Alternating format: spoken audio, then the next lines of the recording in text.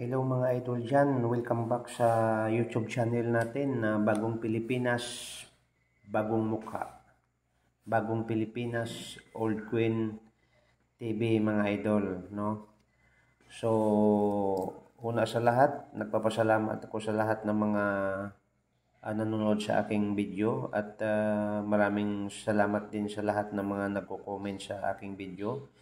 Shout out sa inyong tanan dyan at higit sa lahat, maraming salamat sa mga sa-subscribe sa akin. Shout out sa inyong tanan. At mga idol, mayroon naman tayong pag-uusapan dito about sa queens. Magkapareho ang hugis pero magkaiba ang taon at magkaiba din ang symbolize ng ating Philippine queens, mga idol. So, ang pag-uusapan natin ngayon mga idol, yung isang pinakamatandang queens sa kasaysayan sa Metro Manila mga idol, no? Itong queens na to mga idol ay commemorative queens na kung saan ay anniversary ng Antipolo Rizal. So, mga idol, kung titingnan natin, Republika ng Pilipinas, 1 piso. Kanina 10 pesos yun mga idol, ang ating napapaliwanag, no? So, ika-400 taon ng Antipolo Rizal. Ayan, nakalagay mga idol, no? So, 1591 hanggang 1991. So, grabe mga idol, oh. Nasa 400 years na ang Antipolo City.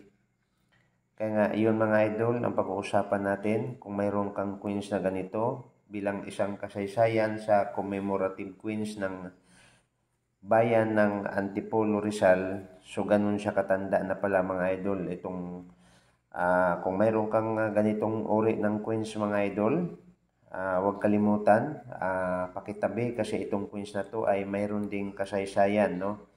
So, 1 peso queens commemorative, no? 1591 hanggang 1991. So, 400 years anniversary of Antipolo Rizal. Ang katanungan dito mga idol sa mga collectors, depende, no? Depende mga idol dahil maraming mga collectors na ngayon at nasa YouTube dito ay mahal ang kanilang bilihan daw, no? So, hindi ako sure pero itong pinapakita ko sa inyo mga idol, magbibigay tayo ng eksaktong price nito bilang 1 piso lang mga idol.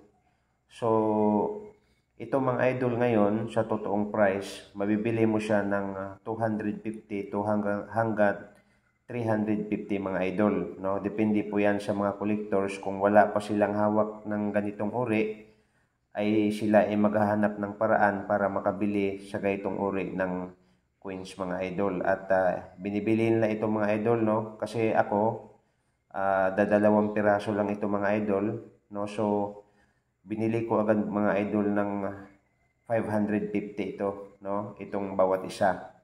Pero sa totoong presyo, 250 to 350, depende sa mga collectors mga idol. Pero sa ibang bansa, dahil wala sila nito, ang pag-usapan natin mga idol, $1,000. So, ulitin ko mga idol, ano? So, ito, papaano siya ginawa o kailan siya inisyo o saan?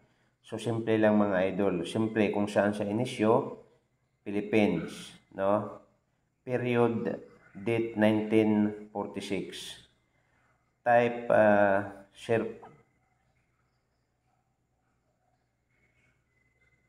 Ang type niya mga idol sa circulating, no? Commemorative queens. And year 1991. Ayan. So value 1 peso. Currency 1 peso. 1967 ang date, no? Composition mga idol, ang ginamit nito ay copper nickels. So ang kanyang bigat ay 9.5 grams at ang kanyang diameter 29 millimeters at ang kanyang shape round. No, so ganon ang composition niya mga idol, itong queens na to. Dahil itong queens na to mga idol ay sobrang tanda na, no. So mga idol, maraming salamat, no, sa lahat ng mga taga-subaybay sa lahat, no. So sana suportahan ninyo ang aking channel, Bagong Pilipinas Old Queen TV. So ulitin ko sa lahat ng mga taga-subaybay, sana huwag kayong magsawa sa pagsuporta sa ating YouTube channel. And welcome. God bless mga idol. See you next video.